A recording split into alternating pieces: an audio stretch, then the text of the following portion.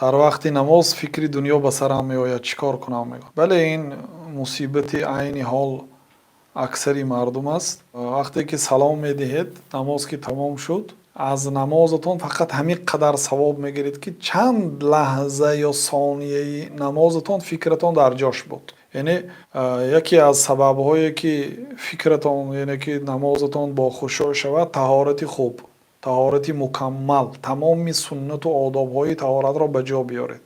Баъд либоси тоза пӯшида бо одоб. Одобул маши иля солаҳ китобҳо аст. Одоби роҳравӣ ба намоз. Одоби роҳравӣ ба намоз аст. Ба масҷид барвақтар меред, таҳиёти масҷид мехонед, мешинед, байни азону қомат дуо мекунед. баъд вақте ки намоз шуд, масалан пеш аз намоз мисвок мекунед. Дар таҳорататон мисвок, дандонҳо тоза бошад, сару либосҳо тоза бошад, баданҳо тоза бошад. ва вақте ки ба намоз меистед, шумо фикр кунед ки ба назди подшоҳ даромадед. Акнун бояд аз подшоҳ ҳоҷату талаботи худро бипурсед. Чӣ хел меистед дар пеши подшоҳ? Аллоҳ таоло подшоҳи подшоҳҳо аст. Ҳамин хел тасаввур кунед ва нагузоред ки шайтон фикри шуморо ба дигар тараф барад.